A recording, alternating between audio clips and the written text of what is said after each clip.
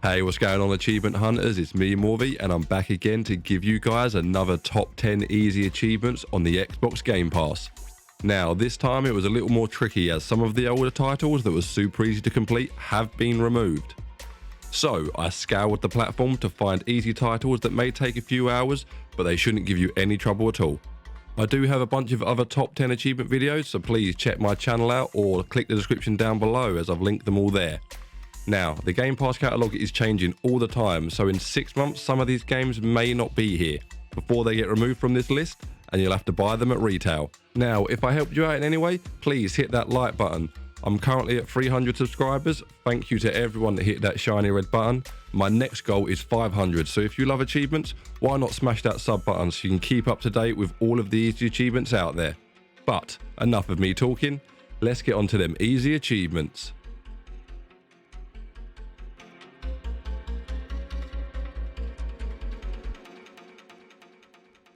Okay, first up on this list, we're going to start with a bundle. I am about to talk about 4 games, but they are all from the same universe, so I thought I'd bundle them all together.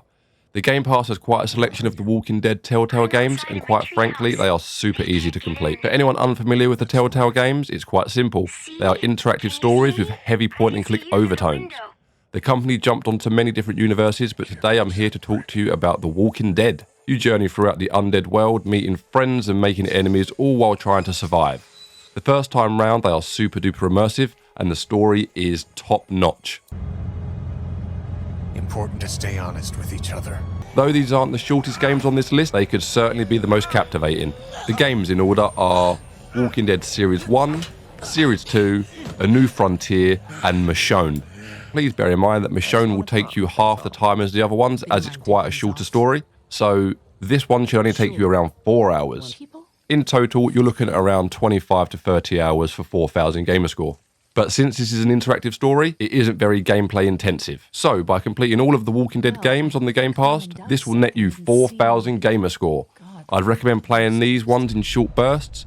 Most of the achievements are connected to finishing chapters, so I would play a chapter an evening. These are a good bunch to go for, and the 100% is not hard at all. So, go cop all them achievements.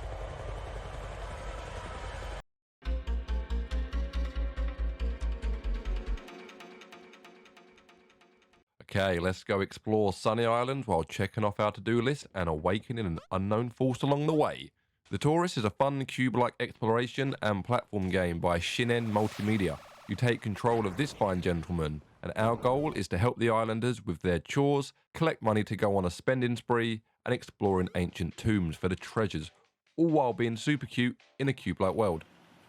The world is pretty fleshed out, all the characters you interact with have their own little personalities, and it's fun exploring each new area you unlock. You can take a boat trip to each island, so movement between them is super quick, and the islands themselves are pretty compact, so you can fully explore them and gain all the chores pretty quickly. I did put this one off for a while, but I really enjoyed it in the end. It took me around 4.5 hours, but this is because I ran through it without a guide, and I just enjoy playing it. If you were to follow a guide, I'm sure you could get this 100% in around 2 hours. All the tasks are straightforward, and you just have to hop from island to island, ticking them off as you go. So, hop to it.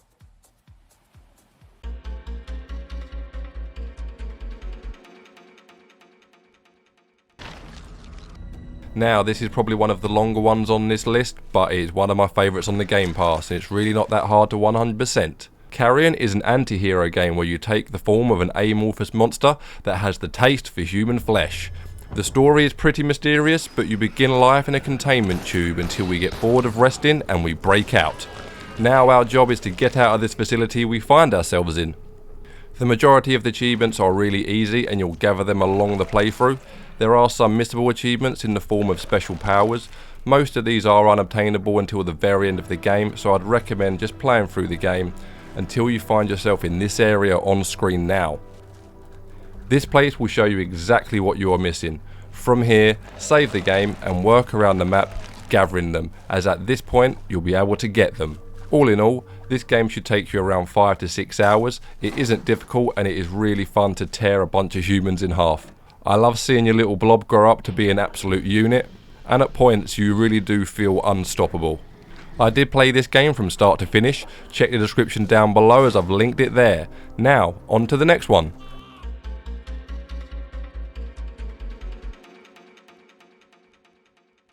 Now for the first PC game on this list. Don't Starve is a survival game that should take us a hell of a long time to 100%. This game is known for having various items to create and bosses to kill, with a lot of grinding along the way and generally being good at the game. But thanks to the developer console, we can skip all of that and get the achievements in about 15 minutes. All you need is access to a PC. Download Don't Starve from the Game Pass, and that's half the guide done already. I've done a complete guide on how to get the 100%, so check the description down below to find out how.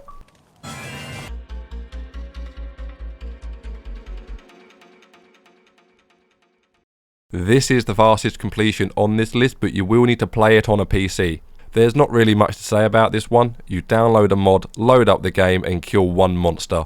This will unlock all the achievements in the game. This is also the cheesiest 100% on this list, as it doesn't really feel legit. There are multiple guides on how to achieve this 100% to show you how to do it safely.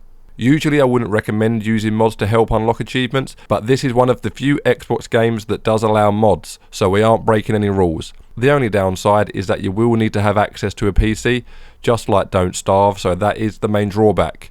But if you are able to do so, then an easy 2-minute 100% is coming your way.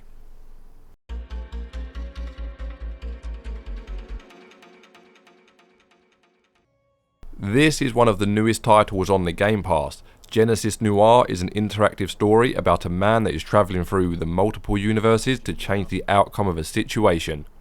The art style of this is really cool. There is no narrator or voiceover, everything takes place on screen.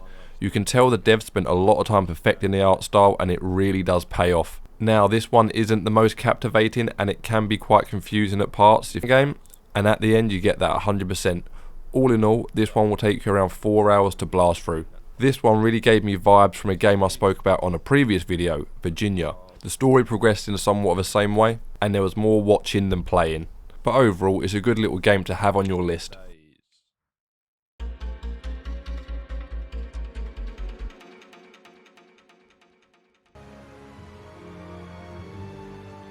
This is an interesting little title. Call of the Sea is a first-person puzzle game that has us searching for our long-lost husband. We find information about his last known whereabouts, and it happens to be a remote island that looks like it will be able to house a massive ape. As we move further along into the island, we realise that we aren't the only ones here.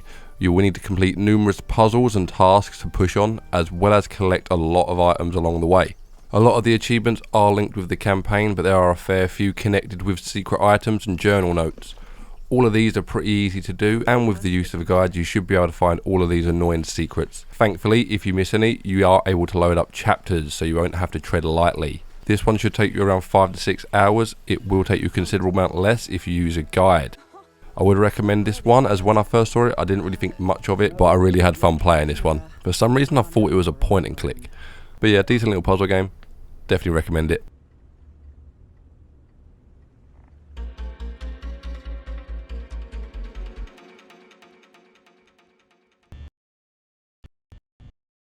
This game needs no introduction. Back in 2015 you couldn't load up YouTube without being bombarded with content creators playing FNAF.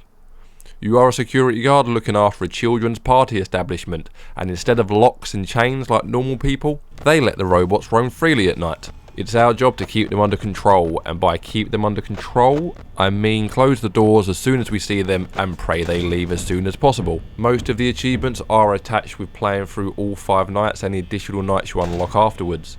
There are a couple trickier ones, but there are multiple guides online showing you cheesy ways to complete it. There used to be a glitch that allowed the doors to close but not use power, but sadly that did get patched. So bring a spare pair of underwear and make sure the animatronic bear doesn't make you pee your pants for the 1000G. This one will take you around 4 to 6 hours depending on how familiar you are with the title. I also know some of you aren't too fond of horror games, so if you don't know anything about this one, heads up, there's a lot of jump scares. This was one of the pioneers that put jump scares right at the forefront in most horror games we see today. After the initial jumps, it's pretty fun. All you need to do is keep an eye on your power and make sure you don't get eaten. Now on to the next one.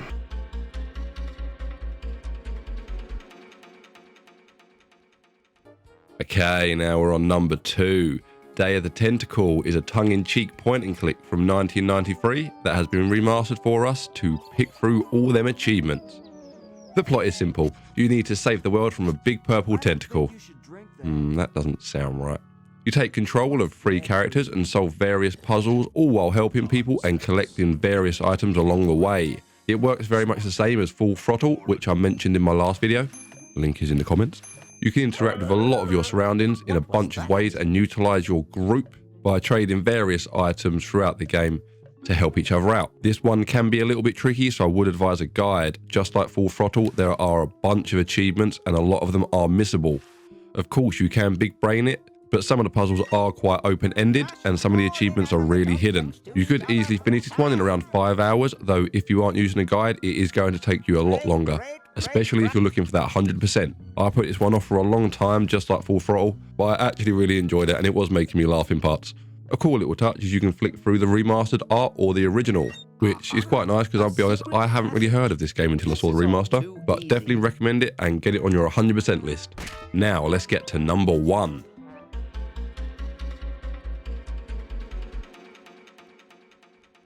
Okay, last but not least, we have Doom 64. Unlike its predecessors, this one is super duper quick to blast through. Thankfully, there aren't any PvP achievements linked to this game, unlike some of the ones that come before it. Now, some of them sound pretty tricky to do, and usually I would agree, but thankfully we have a bunch of passwords at our disposal that will help us get to each and every achievement quicker than Sonic on crystal meth.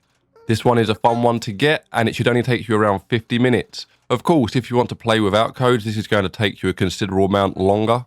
Of course, if you want to play the game without the codes, go ahead, but this will take you a lot longer.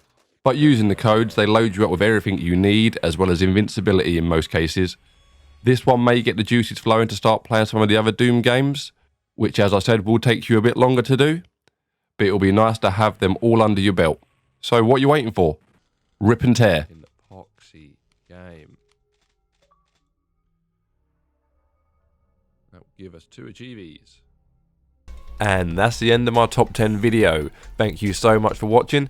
If I helped you out in any way, please hit that like button and let me know down in the comments what games are in your sights for them achievements. I am going to start posting more on my Facebook page, so please go over there and give it a like. Check the description down below for all my links, plus some links to previous videos. My next video is going to be part 3 of my easiest achievements on Xbox One, so please hit that sub button and I'll see you over on the next video. Peace.